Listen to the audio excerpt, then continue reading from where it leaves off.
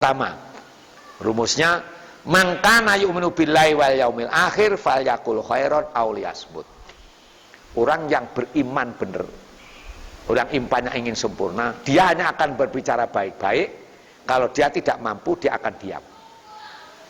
Coba sekarang kita deteksi komen-komen di media sosial itu, mereka ngerti sendiri apa katanya. Nah itu. Kalau ada saudaramu komen, wah ini gini-gini, kamu dari mana? Katanya itu, katanya itu.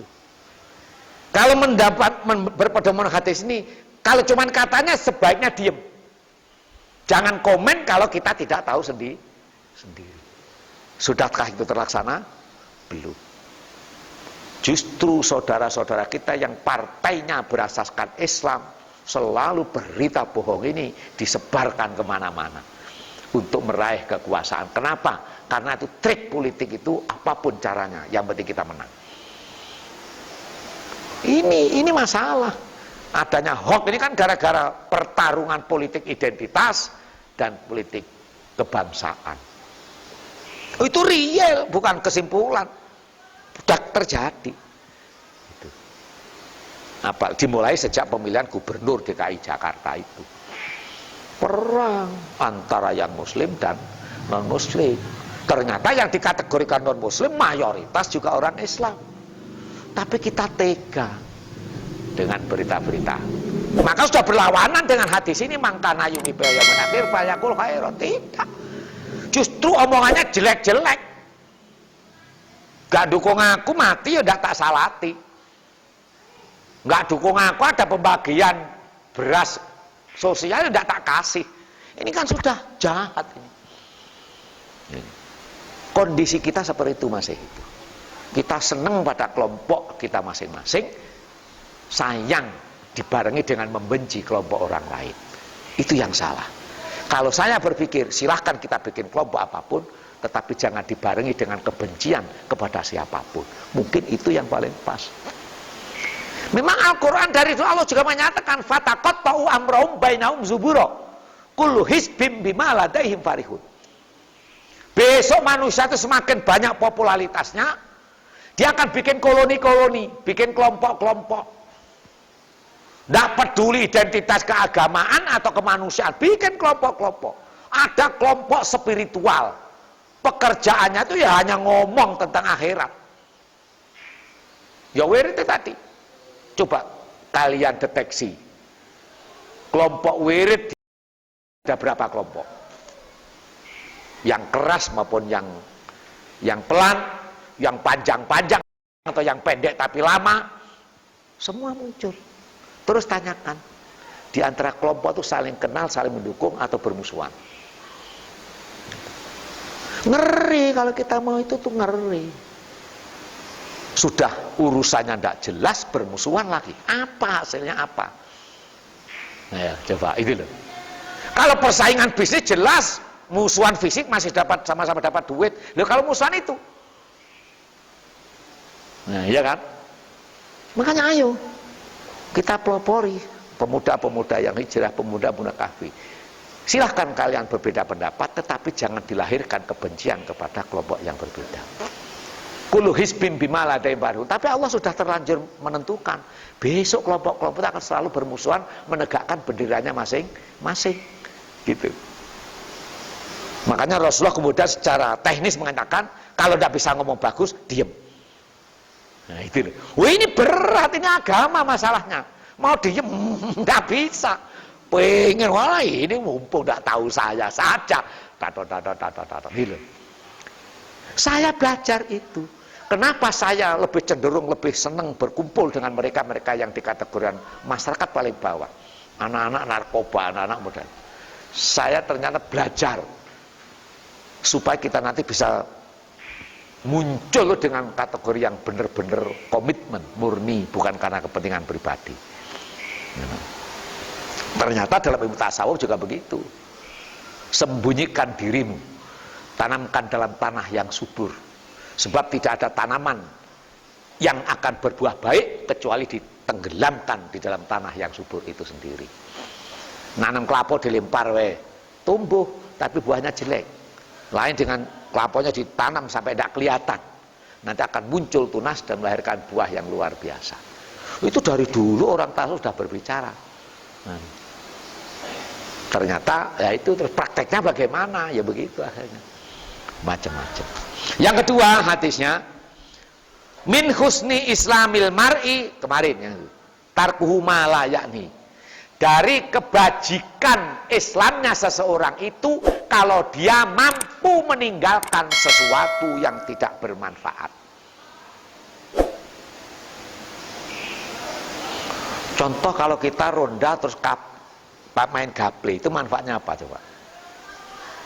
Ya seneng main, tidak ngantuk, ya itu aja, itu akhirnya kan berhenti sampai di situ. Tidak pernah merancang. Makanya Cina itu tidak akan pernah berbicara tentang agamanya apa, ya, tentang sukunya apa, tetapi Cina itu ya Cina. Walaupun sekarang antara Hong Kong sama Cina bertengkar, karena Hong Kong mempertahankan kesukuannya. Tapi Cina itu yang dibahas adalah diaspora. Selama kau dari Cina, tetap Cina. Tapi dimanapun kau berada harus bisa menjelma menjadi kelompok mereka. Gitu. Cina di Arab menguasai seluruh produk sorban-sorban sutra, kupluk-kupluk putih, made in China, made in China, made in China. Dan dia haji, dia umroh, tapi lebih banyak bisnisnya daripada di masjidnya. Begitu. Nah, kita umroh menghabiskan duit, balik bawa barang dari Mekah semua, petentang-petenteng sampai di rumah pening lagi sudah bayar kreditannya. Itu. Kita masih bangga dengan sesuatu yang ya apa namanya itu ya? Ya yang semu-semu lah itu. Coba. Sampai akik itu loh. Di antara Masjidil Haram sama tempat-tempat kos-kosan orang haji, Cina yang jualan di pinggir jalan. Cina dari Kalimantan. Karena memang akik Indonesia yang paling bagus itu dari Kalimantan. Gitu. Sampai mutiara, kita kan punya sumber mutiara di NTB, di Mataram. Ternyata harganya tuh jauh dari apa yang dijual dari Cina. Rupanya kau tahu saya tuh pas haji tuh keliling terus ke pasar-pasar itu. Diajak karena saya petugas haji sehingga gratis. Keliling-keliling gratis. Lihat, subhanallah, bener omongan itu bener. Apa kita kemudian cemburu buta terus marah-marah, tambah fatal jadinya.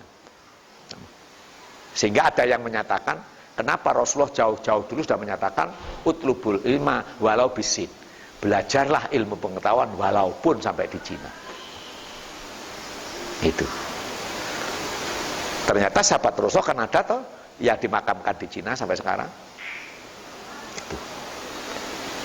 Mungkin itu yang di wahyu Rasulullah menyampaikan seperti itu. Ini nanti filosofinya Cina itu, diaspora Cina itu, kamu keliling kemana kalau bisa nikahi orang sekitarmu itu dan kamu jangan balik. Karena Cina terus sebar ke seluruh dunia. Memang ambisinya Cina nanti akan menguasai dunia. Dan itu sekarang sudah terjadi gerakan itu. Sehingga Donald Trump itu paling pening hadapi Cina. Sekarang. Bukan Indonesia saja, Donald Trump yang kayak gitu pening. Sehingga Cyber Pentagon, IT Pentagon itu sekarang sudah dikuasai orang Cina. Ketika masih rame-ramenya metamorfose dulu komputer besar-besar, CPU yang besar-besar itu berubah menjadi laptop, bangkai komputer lama itu dibeli sama Cina. Nah, Amerika kumpulkan seluruh negara, tak beli, buang ke Cina, tak bayar. Coba. Maka Amerika lagi mikir mau dibuang kemana bekas-bekas komputer ini. Bahkan kalau perlu negara dibayar, tapi aku titip sampah komputer ini.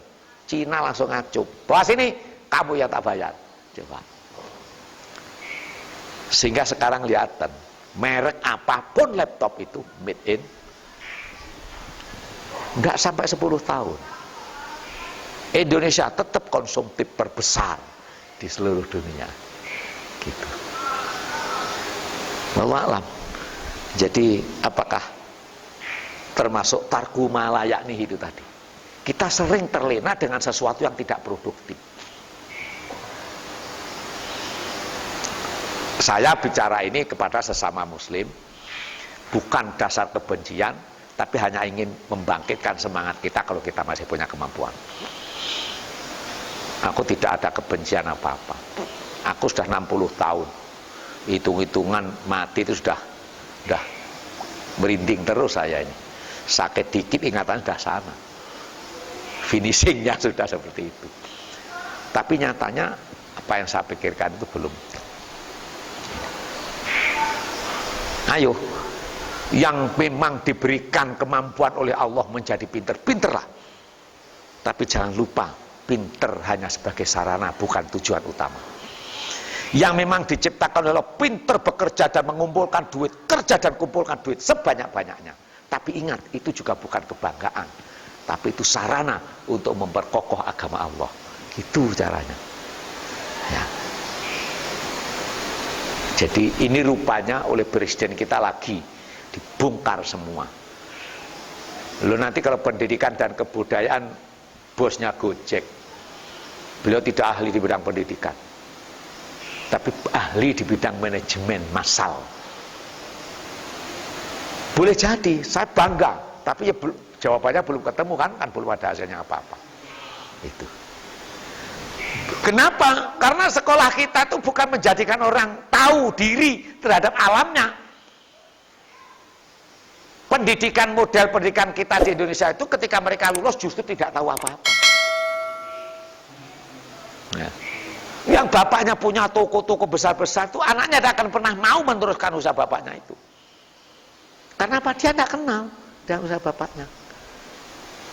Kita masih seperti itu. Dan itu dilihat oleh Nadiem Makarim. Dilihat, sebenarnya kita semakin bodoh. Semakin sekolah semakin bodoh. Sehingga memahami agama pun semakin menakutkan.